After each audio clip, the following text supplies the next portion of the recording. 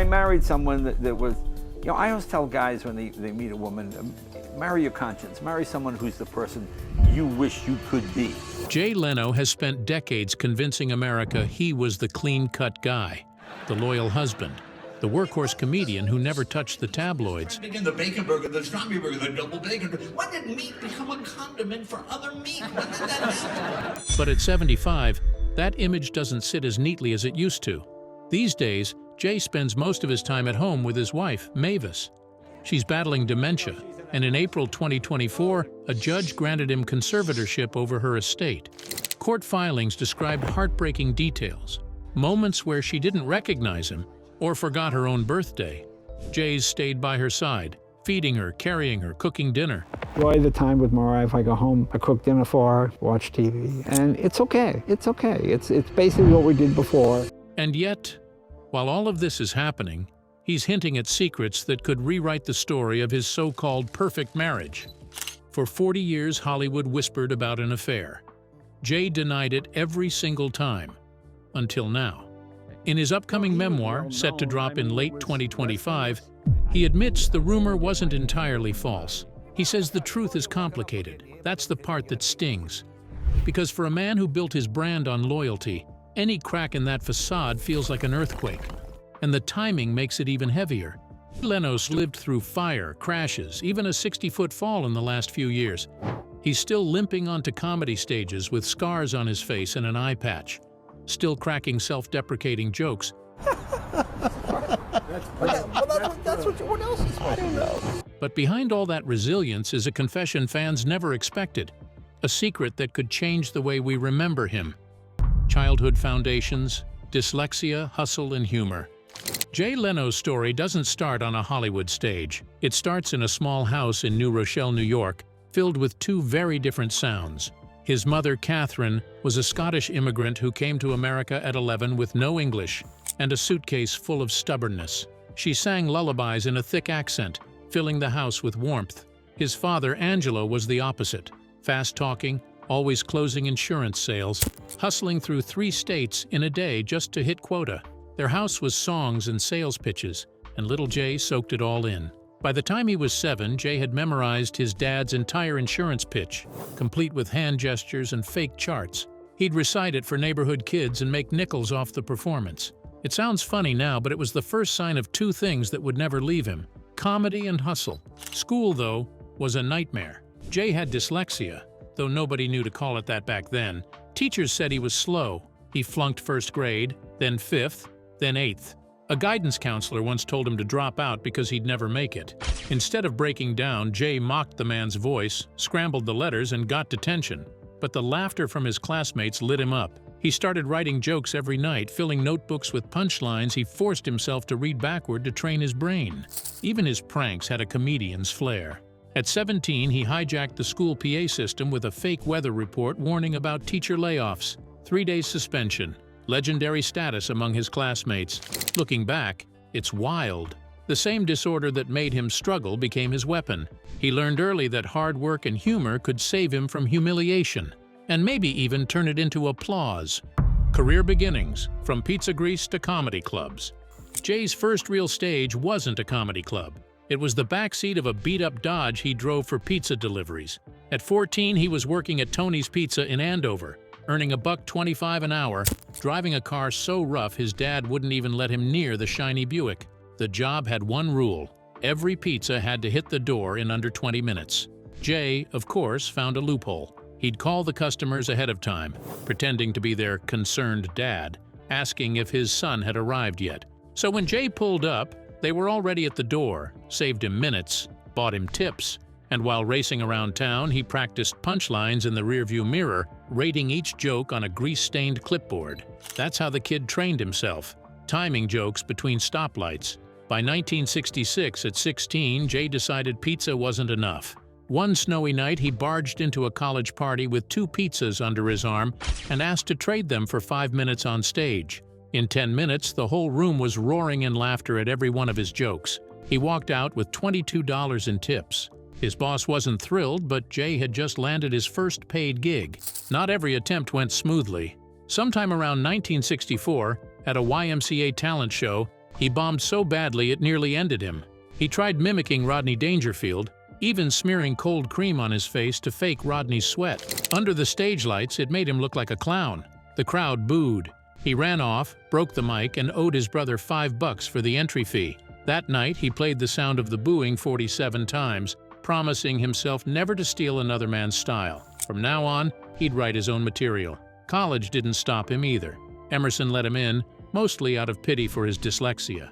He picked speech therapy as a major, skipped most classes, and spent his nights in strip mall cafes doing open mics. By 1969, he was already known for going off script, sometimes literally fighting hecklers outside. When campus police threatened expulsion, Jay sweet-talked them into letting him start an official comedy club. That club still runs today. This was Jay's pattern: fail hard, hustle harder, and when the door slammed in his face, he built his own. Hollywood struggles and breakthrough. By 1973, Jay packed up his rusty Chevy, stuffed $350 in his pocket, and pointed the car west. Los Angeles wasn't waiting for him with open arms. He crashed on a fellow comic's couch, ate whatever he could, and took stage time whenever they'd let him, even if it was 2 in the morning with drunks heckling from the back row. The Comedy Store was the place to be, but Mitzi Shore, who ran it, didn't care for him. She thought his clean-cut style was too soft, banned him for 6 months. That should have broken him, but Jay did what Jay always did. He found another stage: pizza joints, casino lounges, even topless bars in Vegas, where he'd tell jokes while dancers shuffled by. $40 a night. Not glamorous, but he was stubborn enough to keep at it. It was David Letterman, yes, the same Letterman he'd later go to war with, who helped him sneak back into the Comedy Store. Dave saw something in him, and that lifeline kept Jay afloat. Then came the big one: The Tonight Show, March 2nd, 1975. This was the dream: 5 minutes with Johnny Carson's crowd. But Carson had other plans. He told the band to stall, chopped Jay down to 3 minutes. Jay killed his set, but backstage, he made the rookie mistake of confronting Carson about it.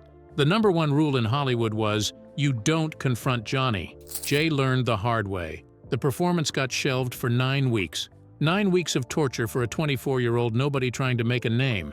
That's how Hollywood worked back then. You could be inches from your big break, and one decision could lock you out for months. Jay learned that lesson quick: smile on stage, play politics behind the curtain. Still, he kept hustling. By the late 70s, he was landing small movie parts, like the driver named Mookie in American Hot Wax. The movie flopped, but the paycheck kept him alive. And in October 1979 in Denver, he performed for nearly 3,000 people. Sold out. That was the night he decided he was done doubting himself. He was staying in comedy no matter how many times Hollywood tried to push him out. Mavis. Loyalty over romance. Jay Leno met the woman who changed his life in the least glamorous way possible. Standing near a broken urinal at the Comedy Store in 1976. He was rushing off stage, she was waiting, and they bumped into each other. That was Mavis Nicholson. Jay asked her birthday, and when she said September 5th, he burst out laughing, because somehow every serious girlfriend he'd ever had shared the same birthday. 5 women, all September 5th. What are the odds? Jay joked about it, but you can tell he loved the coincidence. Almost like the universe was in on the setup. Their first real date didn't happen until months later. Chili at a diner squeezed in between Jay driving thousands of miles for comedy gigs. But Mavis wasn't charmed by Hollywood or the idea of being a comic's girlfriend. She was a writer, an activist, and she had her own rules. Number 1, no kids. She told her mother when she was a little girl that marriage and children were traps for women. Jay didn't argue. He respected it. And that's rare in a business where men often expect women to bend. When they married in 1980, it wasn't a fairy tale wedding. No giant church, no Hollywood spectacle, just a small ceremony at a friend's house, timed to match Jay's parents' anniversary. That was them. Practical, quiet, built on loyalty instead of fireworks. But don't mistake Mavis for some quiet housewife. Passed in Afghanistan after the war was over is a good constitution. In the 90s, she became chair of the Feminist Majority Foundation's campaign to stop gender apartheid in Afghanistan. She gave speeches in Congress, rallied celebrities, and even pressured oil companies to cancel billion-dollar pipeline projects that would have empowered the Taliban. Jay backed her up with money, donating a reported $100,000, but it was Mavis on the front lines. While Jay was cracking OJ jokes on TV, she was fighting to get Afghan women out of burqas. Their relationship never looked like the Hollywood marriages splashed on magazine covers. They never had children, rarely flaunted romance, and often lived separate rhythms. Jay obsessed with stand-up and cars, Mavis locked into activism, but they showed up for each other. That was their bond. And as the years went on, that quiet kind of loyalty turned out to matter more than grand gestures. The Tonight Show wars, ambition, betrayals, and ratings. By the mid-1980s, Jay Leno was more than just another comic grinding through clubs. He was sitting in the chair Johnny Carson made famous. Not permanently, but enough to matter. In 1986, NBC tapped him as Carson's regular guest host. That meant whenever Johnny took a night off, Jay stepped in. For a struggling comic, this was the golden ticket. But here's the thing. Everyone in the business thought Johnny's true heir was David Letterman. Carson liked him. He even sent Dave monologue jokes as a quiet sign of approval.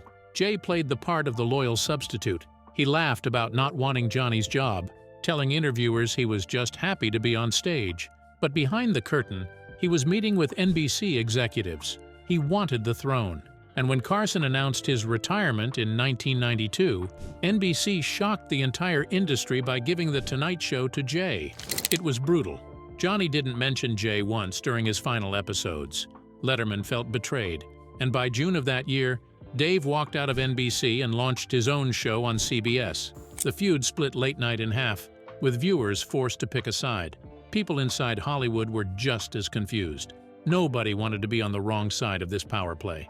Jay's first night as permanent host, May 25, 1992, should have been a victory lap. Instead, it was a disaster. Big-name celebrities refused to appear out of loyalty to Carson. Ratings tanked. NBC panicked.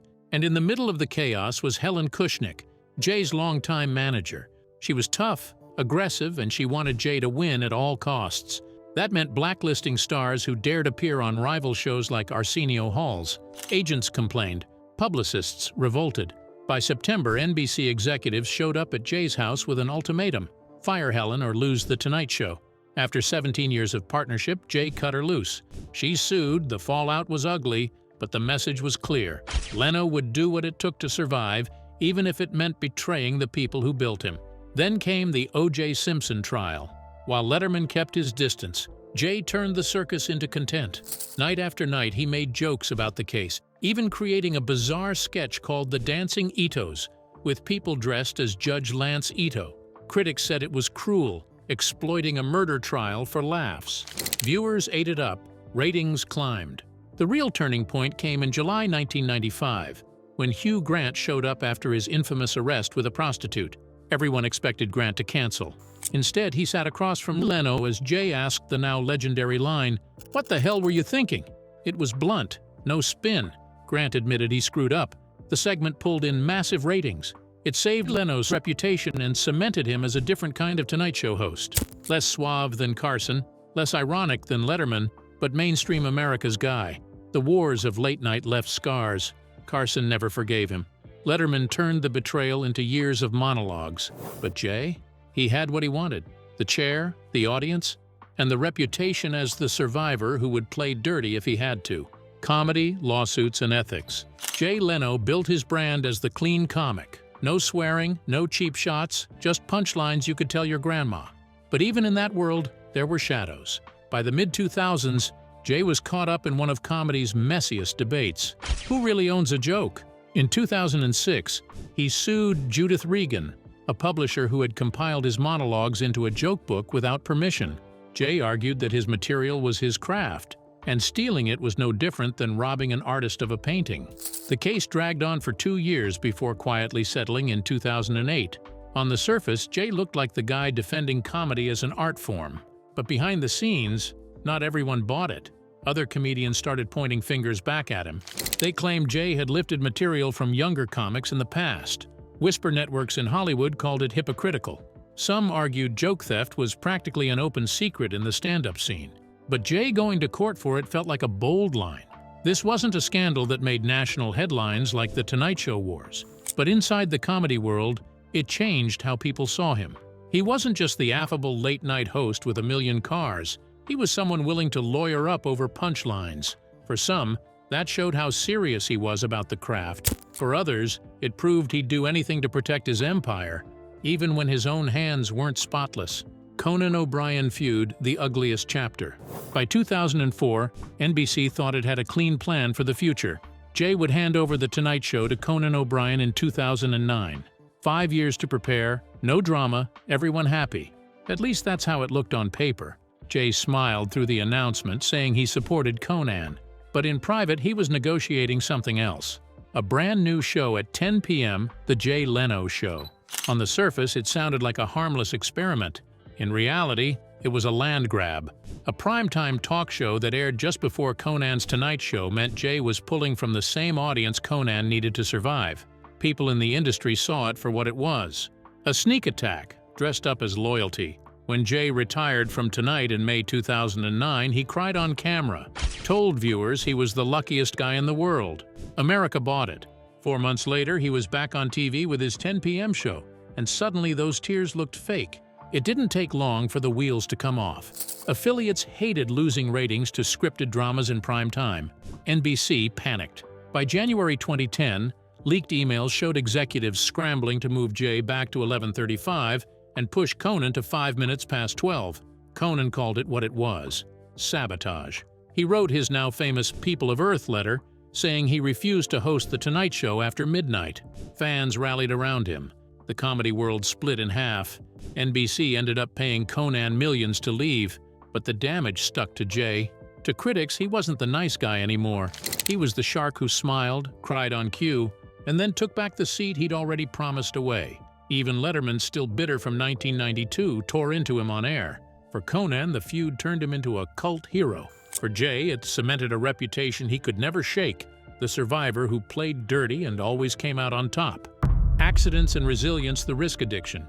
If Jay Leno's career was defined by survival, so was his body. Starting in 2022, it felt like he was cheating death every few months. November 12, 2022. He was underneath a 1907 white steam car in his Burbank garage, trying to clear a clogged fuel line. Gasoline sprayed, a pilot light caught, and suddenly his face was on fire. Second and third degree burns across his hands, chest, and jaw. 10 days in the hospital, skin grafts, oxygen treatments. Jay also spent 8 hours a day isolated in a hyperbaric chamber. The pure oxygen helped him heal. Most people would have disappeared for months. Jay was back on stage 2 weeks later, joking about having 2 shows tonight, regular and extra crispy. The scars were still healing, but he refused to hide. 2 months later, January 17, 2023, he was riding a 1940 Indian motorcycle when he hit a wire stretched across a parking lot. He got flung like a catapult straight off the bike, and this time he broke his collarbone, cracked 2 ribs, fractured both kneecaps.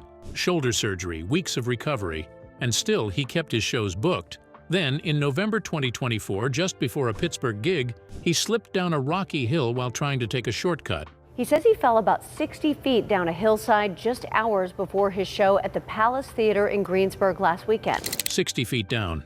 He shattered his wrist, lost a fingernail, and his eyes swelled shut. That night, he went on stage wearing an eye patch. These weren't freak accidents anymore. Friends started whispering that Jay wasn't just unlucky. He was addicted to the rush, the tinkering, the old machines, the thrill of still being the guy who could bounce back. Every fall, every scar became part of the act. Audiences laughed. But behind the punchlines, there was a man who seemed unwilling to ever slow down. Caregiver Era Mavis's Alzheimer's. After all the crashes and fire scares, the one challenge Jay Leno couldn't laugh off came in 2024. That April, he filed for conservatorship over his wife Mavis. The court filings were blunt. She sometimes didn't recognize him. She forgot her birthday. She talked about her parents as if they were still alive. The judge didn't hesitate. He gave Jay full control of their estate and praised him for the care he was giving. This was the same Mavis who once stood in Congress fighting for Afghan women, fearless and sharp-tongued. Now she needed help with daily life. And Jay, the man who built a career on being everywhere, was suddenly always home. He cooked their meals. He carried her to the bathroom. He sat beside her with memory games, hoping to bring back small pieces of the woman he'd met by that broken urinal nearly 50 years earlier. Behind closed doors, it wasn't easy. Friends say he broke down after feeding her once. admitting the weight of it haunted him, but he refused to hand the responsibility to anyone else. For a man accused of playing dirty to win late-night wars, this side of him surprised people. He was proud to be the one caring for her. Jay once said their marriage was never about fireworks, but about loyalty. In this chapter of their lives, that loyalty wasn't an abstract idea. It was a husband wiping his wife's face, reminding her of a life they'd shared, even if she couldn't always remember it. Reflections at 75. Regrets, rivalries, and a memoir bombshell. At 75, Jay Leno doesn't move like he used to. The accidents left their marks, and the nights caring for Mavis aged him even more. But sit him down and ask about the past, and you'll see the same sharp edge in his stories. For decades, his biggest rivalry was David Letterman. They didn't just compete for ratings, they fought for late-night soul. Yet in 2025, Jay admitted he'd like to see Dave again, even if it would be awkward. He remembered once surprising him at his Malibu home and feeling like he had walked straight into the world's most uncomfortable lunch. That bitterness never fully healed. And then there's Jimmy Kimmel. Back in 2010, during the height of the Conan debacle, Kimmel mocked Jay mercilessly to his face on The Tonight Show. Jay recently admitted he regrets not cutting that segment, said it was his mistake, not NBC's. For a man rarely known for self-reflection, that was as close to contrition as we've ever seen. But none of those rivalries landed as hard as what came next, the rumor that had followed him since the 1980s. For 40 years, Jay swore he was the loyal husband. No affairs, no scandal, just cars, comedy, and Mavis. Yet in 2025, while promoting his upcoming memoir, he dropped a bomb. The rumor wasn't entirely false. He wouldn't say who. He wouldn't give details, just enough to crack open the facade. And that's the hook for his book. America's nice guy comedian finally hinting at a secret love. The one story he kept buried while he fought off rivals, lawsuits, and even flames. So what do you think? Was Jay protecting his reputation or rewriting it at the end? Let us know in the comments. And if you want more stories like this, subscribe for the next one.